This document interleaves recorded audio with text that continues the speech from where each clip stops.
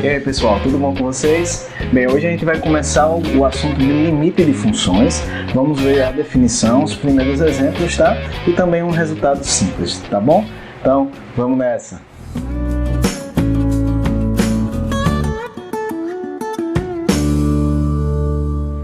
Bem pessoal, então a gente vai começar o assunto de limites hoje, tá?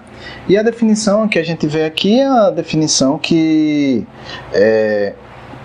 a gente vê de maneira muito similar, né? Só com um pouquinho mais de formalismo, talvez um pouquinho mais de generalidade também, mas bem, a ideia é a mesma quando a gente vê a definição de limite formal lá no livro de cálculo, tá? Então, seja x um conjunto de números reais, f uma função de x em R e A um ponto de acumulação de x, tá? Talvez isso seja uma das partes mais novas aqui na análise. A um ponto de acumulação de x, tá?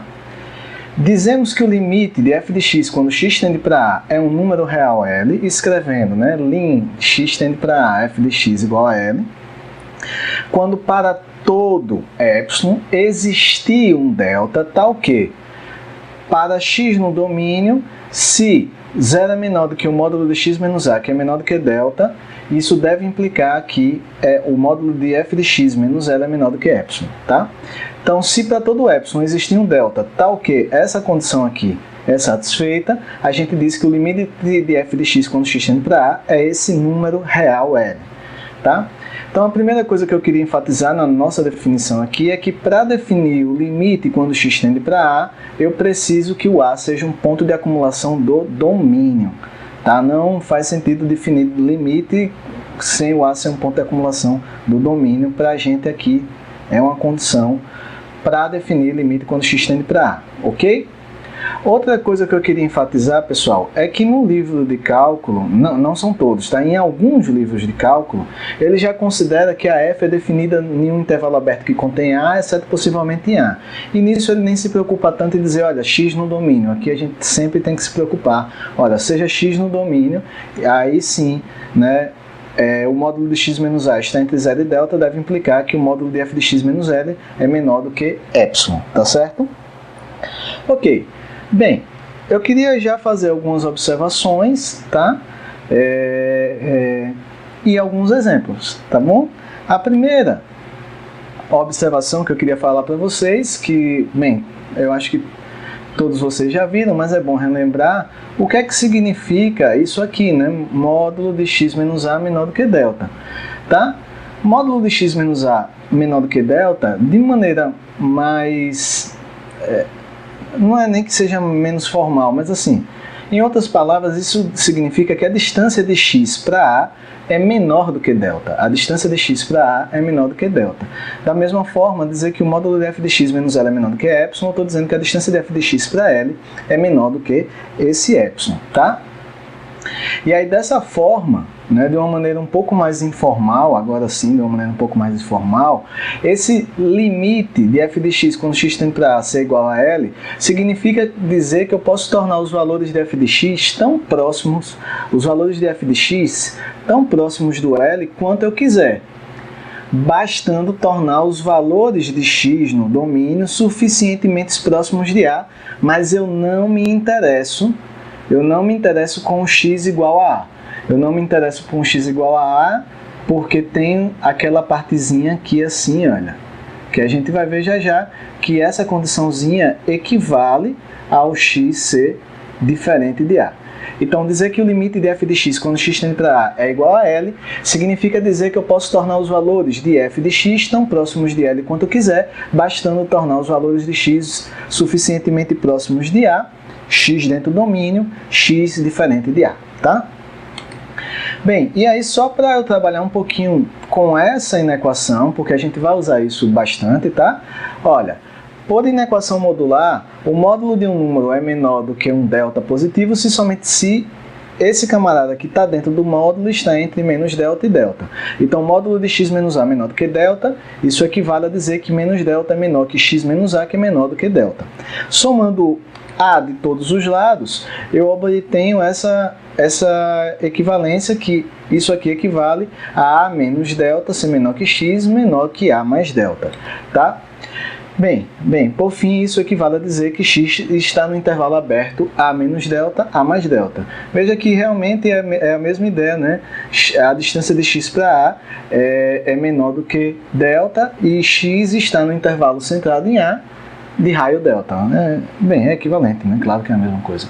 De maneira similar, dizer que o módulo de f de x menos L é menor do que epsilon significa dizer que L menos epsilon é menor que f de x, que é menor do que L mais epsilon, o que também significa dizer que f de x pertence ao intervalo aberto L menos epsilon, L mais epsilon, tá bom?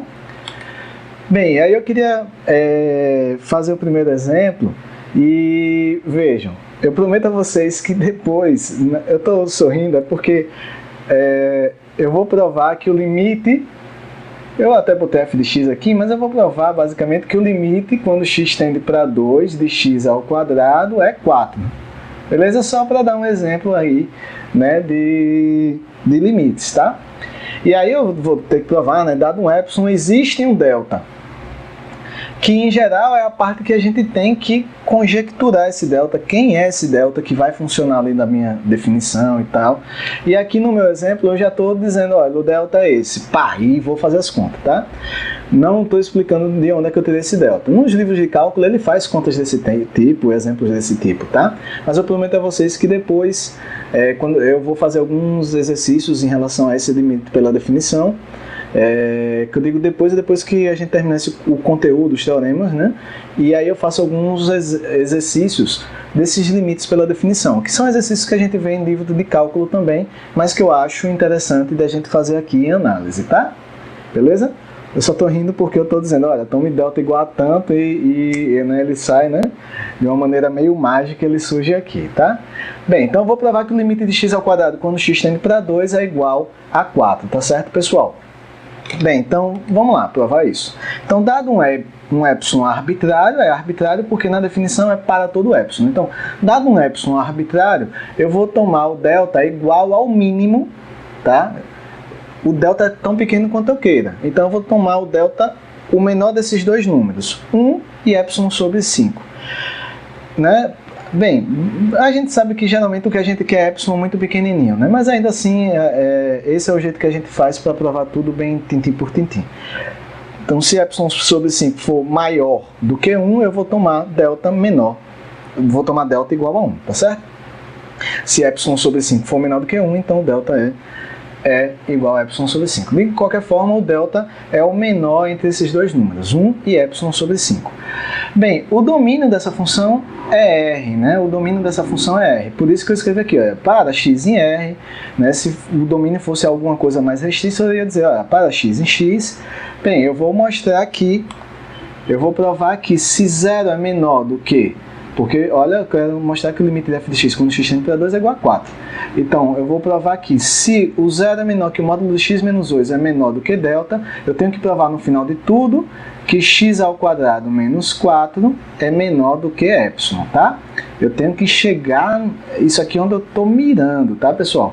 Geralmente quando eu estou no quadro, eu até deixo isso aqui, eu já escrevo onde eu quero chegar, lá no finalzinho assim, já para não esquecer onde eu almejo chegar, porque senão a gente começa a fazer um monte de conta e tal, tá? Aqui já está tudo digitado para a gente ser mais rápido, então eu não vou me perder, mas no quadro eu geralmente escrevo, né, onde eu quero chegar lá no finalzinho, tá bom?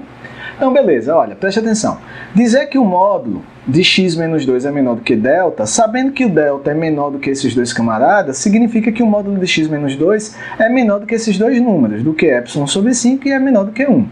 Eu não preciso, nesse caso, pessoal, me preocupar com o zero. Nesse caso específico, eu não preciso me preocupar com o zero, porque realmente essa função aqui é uma função toda muito bem comportada, tá? Eu não preciso me preocupar com x diferente de 2, tá? Então eu não preciso me preocupar nesse caso específico. Tá? Vocês já viram um cálculo, essa função é contínua, né? Por isso que na minha implicação eu não preciso mais me preocupar com o zero, tá? Vocês já conhecem de cálculo, não dá para fingir que vocês não conhecem, né, essa função, nem esse limite, né? E aí veja, olha, Então o módulo de x menos 2 é menor do que epsilon sobre 5, passando o 5 multiplicando, sendo que 5 vezes o módulo de x menos 2 é menor do que epsilon. E, aí preste atenção, dizer que o módulo de x menos 2 é menor do que 1, significa que o x está entre 1 e 3, tá certo? Bem, você pode ver a observação anterior, mas de outra forma, isso significa que a distância do x para o 2 é 1. É menor do que 1, na verdade. Do x para o 2 é menor do que 1. Então você tem 2, quando você pensa a distância 1 aí para o 2, você tem 1 e 3, né? Ou você faz as contas que nem na observação anterior. Mas isso aqui, olha, equivale a isso, tá bom? Bem, beleza. Aí agora eu vou somar 2 nessa equação aqui, em toda ela. E aí eu repito a primeira e eu vou ter 3 menor do que x mais 2 menor do que 5. Aí você pode pensar, por que classe está fazendo isso, né? É justamente... Isso aparece, esse tipo de conta aparece quando eu determino quem é o delta. Aqui está parecendo tudo milagroso, eu pensei do nada, não foi do nada. Depois a gente faz outros exercícios e aí eu digo como é que a gente calcula, como é que a gente determina o delta, tá certo? Então somando 2 aqui nessa equação de cima, eu chego nessa equação de baixo. Agora preste atenção. X mais 2 é menor do que 5 e é maior do que 3, então é positivo. Se ele é positivo, o módulo, como ele é maior do que 3, ele é positivo, então o módulo de x mais 2 é o próprio x mais 2. Então preste atenção aqui, olha. Então o módulo de x mais 2 vezes x menos 2, isso aqui é menor do que 5 vezes x menos 2. Por quê? Porque o módulo de x mais 2 é menor do que 5. O módulo de x mais 2 é menor do que 5, ou seja, esse daqui é menor do que esse. Essa segunda parcela eu repeti. E eu já sei daqui que 5 vezes o módulo de x menos 2 é menor do que epsilon. Então 5 menos x menos 2 é menor do que epsilon. Bem, cheguei onde eu queria, porque esse produto aqui dá exatamente x ao quadrado menos 4. Tá? Lembre que o produto... né, um módulo de A vezes módulo de B é igual ao módulo de A vezes B. Então, módulo de x mais 2 vezes o módulo de x menos 2 é o módulo de x mais 2 vezes x menos 2, que dá módulo de x ao quadrado menos 4. E isso é menor do que epsilon. E era justamente o que eu queria provar, né? Era justamente o que eu queria provar. Esse daqui é o f de x, né? Esse daqui é o f de x e esse daqui é o meu L. Beleza? É justamente o que eu queria provar. Ok. Aqui está o gráfico da função, pessoal. Eu deixei o gráfico aqui só para vocês perceberem o que está acontecendo, né? Nesse caso a função é bem bonitinha, ela é contínua no 2 mesmo. E o que eu estava dizendo é o seguinte, olha, dado um epsilon, eu vou pegar um epsilon um pouco grande aqui, tipo 1, dado um epsilon, a gente está aqui no 4, né? O L é o 4, tá certo? Então, dado um epsilon,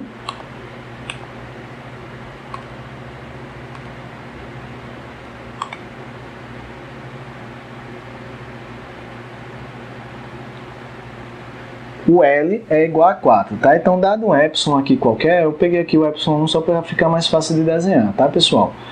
Olha, o que acontece é que existe sim um delta, nesse caso o delta é menor, é igual a epsilon sobre 5, vai ser talvez um pouco difícil de desenhar aqui, pessoal, mas existe um delta de maneira que, estou desenhando à mão, né? Espero que bata certo, se não bater a gente faz um make-off aqui. Certamente existe um delta de maneira que, olha, o delta aqui é bem pequenininho, eu botei um delta bem pequenininho, que se x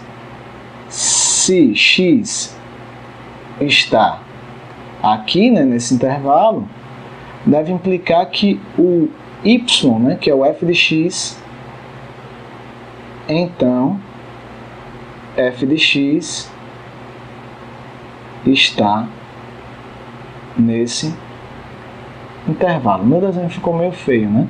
Mas basicamente o que eu estou dizendo é, olha, se o x está aqui, o f de x está dentro desse intervalo com certeza, tá? Eu consigo sempre, para qualquer epsilon, eu peguei um epsilon aqui até grande para ficar, e você vê que eu já botei um delta bem pequenininho para não errar. Mas meu desenho está meio troncho, mas vocês entendem, né, pessoal? Estou fazendo a mão livre aqui, ainda mais nesse negócio que eu nem entendo direito. Mas certamente, se o x está aqui, o f de x está aqui dentro, e isso independente do epsilon. Se o epsilon for bem pequenininho, o delta vai ser menor ainda, né? A gente viu que para epsilon menor do que 1, a gente toma o delta menor do que epsilon sobre 5, e aí pode ficar valores bem pequenininhos. Mas aí a questão é que para todo o epsilon existe um delta com essa propriedade. Se o x está aqui pertinho do 2, numa distância menor do que delta, o y está aqui pertinho do 4, numa distância menor do que epsilon. Tá certo?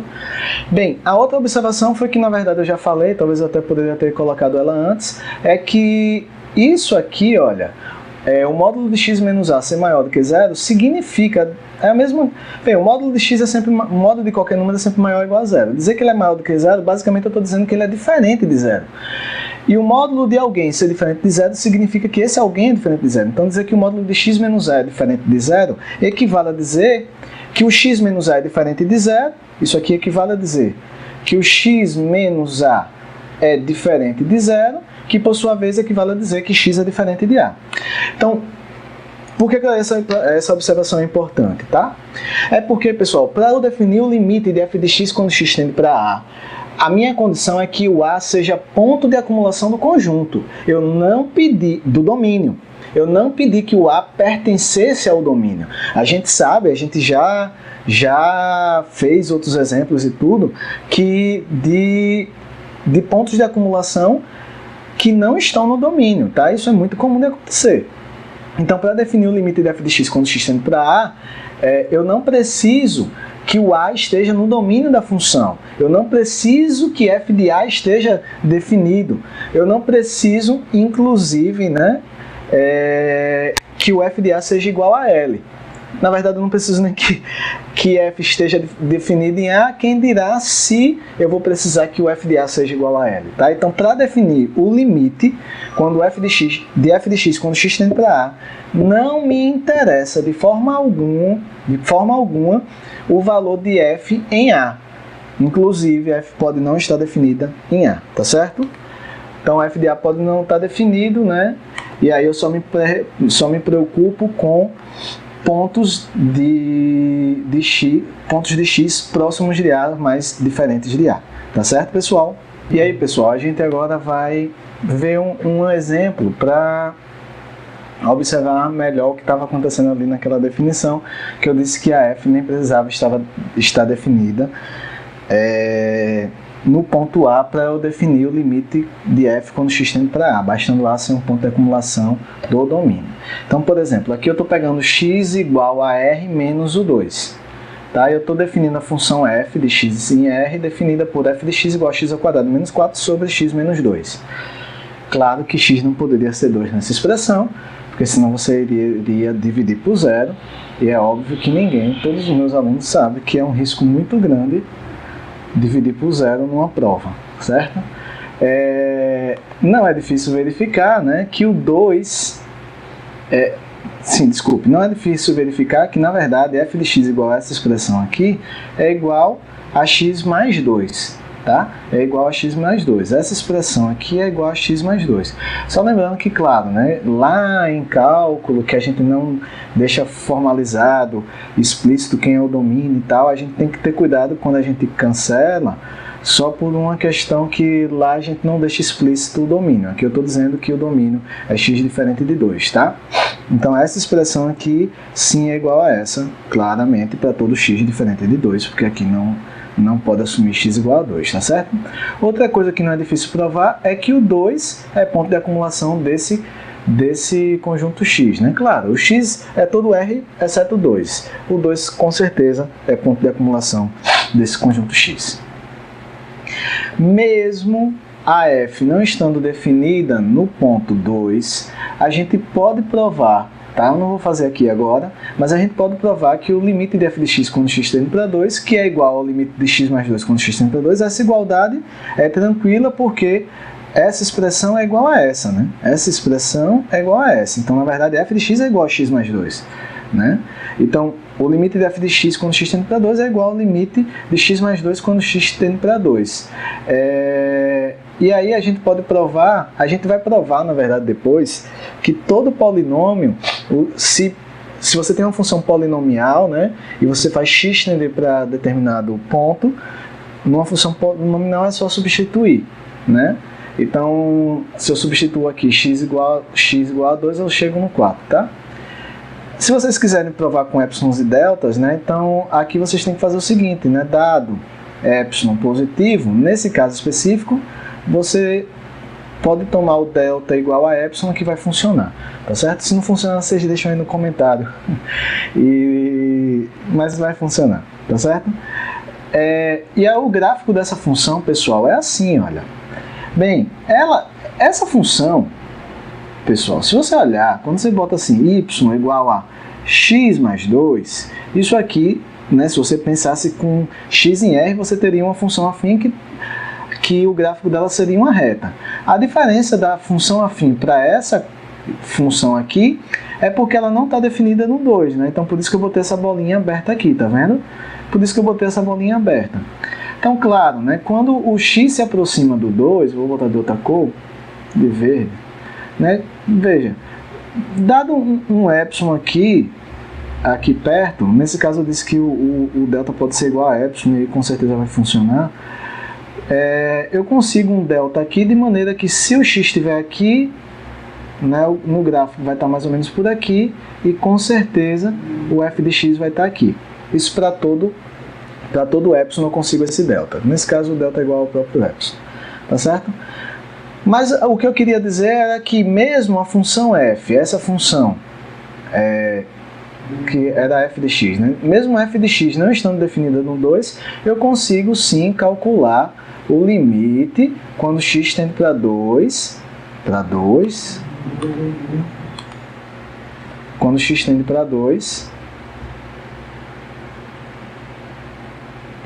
né, dessa função f de x, e nesse caso a gente vê que esse limite é igual a 4, tá bom? Beleza, então, mais uma vez, pessoal, eu não me preocupo com o valor de f em A para determinar o limite de f de x quando x tende para A.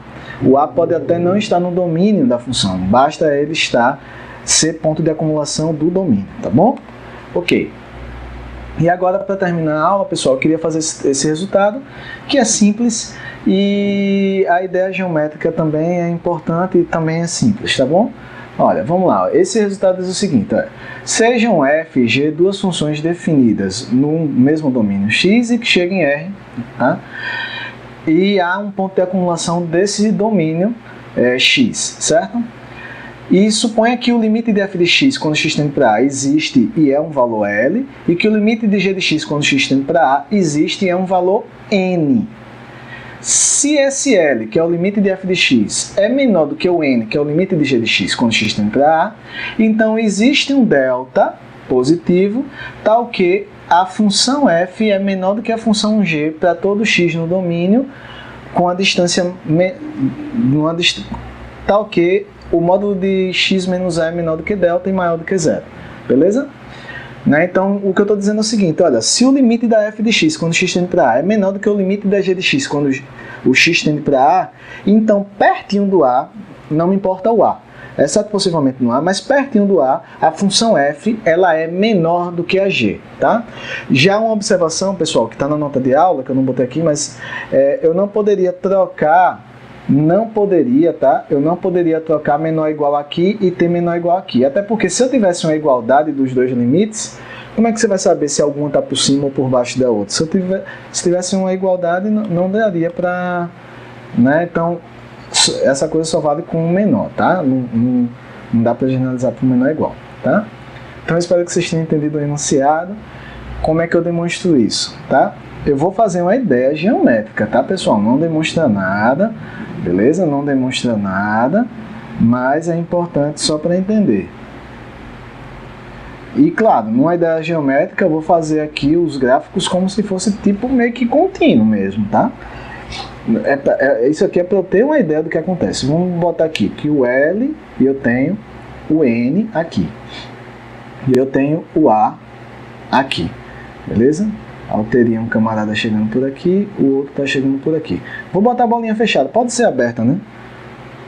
Vou botar aberta só por desencargo de consciência, mas vocês me entendem aqui que eu não estou me preocupando com a formalidade, porque aqui é só a ideia da demonstração. Então eu tenho uma função g, que eu sei que o limite dela no A é n, certo? E eu tenho uma função f, que eu sei que o limite dela no A é L, beleza? Sim, beleza? Por um momento eu pensei que eu tinha feito um desenho muito doido, mas foi só por um momento. O que eu estou dizendo é que eu consigo um deltazinho pequeno, tá ok. Se o x está no domínio da função e está nesse intervalozinho, exceto possivelmente no A, né, não me interesso com valores no A, a função f vai ser menor do que a função g, beleza? Nesse meu desenho eu fiz um desenho aqui, beleza, que eu imagino que dá para entender. Veja que não é para qualquer, eu não estou dizendo que a função g é sempre maior do que a função f. Não, depois aqui, não me interessa o que acontece, né, muito longe de A, mas pertinho, pode ser até que seja muito, muito, muito perto. Mas com certeza tem um intervalozinho aqui, de maneira que se o x está no domínio, está nesse intervalo, e eu não me importo com x igual a g vai ser maior do que a f, beleza? A ideia da demonstração, pessoal, é o seguinte. Olha, eu vou apagar o gráfico. Não, vou fazer outro do lado, tá? Vou fazer outro do lado. Não tem problema não. Vou fazer outro do lado aqui para vocês verem qual é a ideia da demonstração, se a ideia não é simples. A ideia é simples.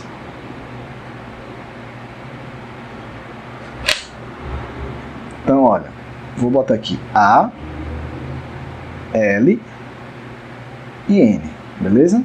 Vamos botar um pontinho aqui, outro pontinho aqui, beleza? Tá, ótimo. Então, o que acontece? Eu vou pegar o ponto médio desses caras, o ponto médio, um M, tá?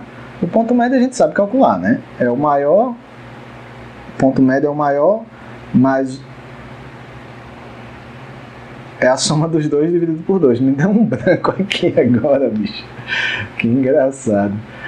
O ponto médio é a soma dos dois, é a média, né? Não, é o cansaço, tá, pessoal? Tenho dormido pouco para não essas aulas aqui. Você vê como está a minha situação, tá? Então, o ponto médio aqui é a média dos dois números. E aí, o que acontece? Deixa eu me concentrar aqui, tá? O que é que acontece? Eu vou tomar epsilon igual a essa distância, que é a metade da distância, né? Epsilon, eu vou tomar epsilon igual a isso aqui, ó. Essa distância aqui, que é a mesma dessa daqui, para cá, tá? Que é, aí sim, né? É n menos L sobre 2, né? Porque n menos L é a distância de um para o outro, sobre 2 é a metade da distância. Então, essa distanciazinha para esse m, do L para o m, é igual do m para o n. E o que acontece? Tomando epsilon igual a esse, como os limites da f é L e o da g é n, existe um delta, para cada um existe um delta. Existe um delta 1 para f e um delta 2 para g. Aí eu pego um delta, o menor dos dois deltas para funcionar. Existe um delta para cada, pego o menor dos dois deltas, de maneira que se o x estiver aqui, a f vai ter que estar no máximo até o m, porque eu peguei o epsilon chegando até aqui, né? A f vai estar aqui no máximo, e a g, vou botar até de azul, e a g vai estar daqui desse m para cima até alguma coisa aqui que seria o n mais epsilon. E o que acontece é que para todo x aqui, a f está aqui até o m, e para todo x aqui, a g está do m para cima. Beleza? E aí, claro, para todo x nesse intervalozinho, dentro do domínio, não me importa se x é igual a A, mais uma vez eu estou fazendo só o desenho para vocês entenderem, tá, pessoal? A formalidade vem na escrita, e aí eu provo o que eu quero, tá? Então vamos lá demonstrar. Tá? Então seja m igual ao ponto médio, né? Que é a média dos dois números, que é L mais N sobre 2, tá? E aí eu vou considerar epsilon igual a metade da distância de L para N, ou seja, epsilon é igual a N menos L sobre 2, que é a metade da distância de N para L. Claro que, eu vou voltar, tá, pessoal, o slide para vocês perceberem uma coisa. Eu vou voltar o slide que eu não falei, mas claro, né, olha, L mais epsilon dá o M, né, L mais epsilon dá o M, e N menos epsilon dá esse próprio M. Vocês podem fazer a conta aí bem rapidinho, olha. Eu estou tomando epsilon igual a N menos L sobre 2, e isso é igual ao M, que é o ponto médio, menos o L, que é o de baixo. E esse epsilon também é igual a N, que é o maior, menos o ponto médio. Beleza? O epsilon é aquelas distanciazinhas. Vocês podem, só pela definição do M E aqui do epsilon, vocês podem provar essas duas igualdades, né? Essa e essa, tá? E aí, pela definição de limite, o que acontece? Eu sei que, por hipótese, o limite da f é a L, né? Quando x tende para A, é L. E o limite da G é N, quando x tende para A.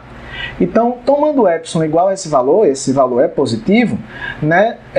Tome ΔI referente a f e ΔII referente a g, de maneira que, se x menos a, o módulo disso, está entre 0 e ΔI, então a distância da f para o L esteja menor do que epsilon. Tá? Isso é por causa desse limite. A distância de f de x menos L é menor do que epsilon. Bem, mas dizer que a distância de f de x para L é menor do que epsilon significa que f de x está entre L menos epsilon e L mais epsilon. Só que perceba, pessoal, daqui, olha para cá, né? Quando eu passo o L para o outro lado, M é igual a L mais epsilon. Para o desenho também, né? Eu vou voltar de novo meus slides. Desculpe, isso atrapalha, né? L mais epsilon está justamente o ponto médio. Voltar sem slide atrapalha, não vou fazer isso mais não. Então, F está entre L menos epsilon e L mais epsilon, e esse L mais epsilon é justamente o ponto médio, beleza? Da mesma forma, agora para o ΔII, se o módulo de x menos a está entre 0 e ΔII, então a g de x menos n, o módulo disso, é menor do que epsilon. Isso significa o quê? Que a g de x é maior do que n menos epsilon. Eita, aqui é um n, tá? Olha, aqui é n. Vou até corrigir na nota de aula. O g de x está entre n menos epsilon e n mais epsilon. Só que n, aqui tem o n, L e o m aqui no meio. O epsilon é justamente o cara que você pega n menos epsilon dá o m. Beleza? Então, n menos epsilon é igual a m.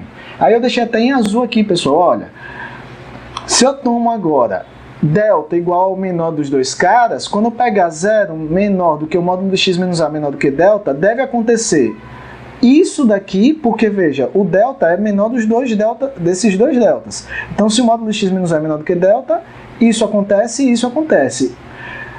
Necessariamente isso aqui vai ter que acontecer. Olhando para a parte azul, olha, f de x é menor do que m, f de x é menor do que m, m é menor do que g de x, m é menor do que g de x. Quer que eu concluo que f de x é menor do que g de x sempre que isso aqui acontecer.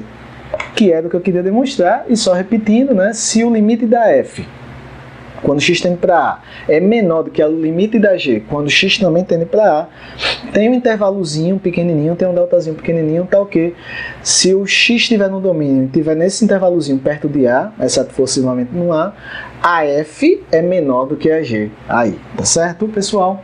Bem, então é isso, pessoal. Na próxima aula a gente continua o assunto, continua demonstrando resultados e vocês já podem tentar resolver os exercícios na nota de aula que fala de limite pela definição, que depois, claro, depois que terminar todo esse assunto de limites, eu vou tentar resolver alguns desses exercícios, tá bom? Então, até mais, pessoal.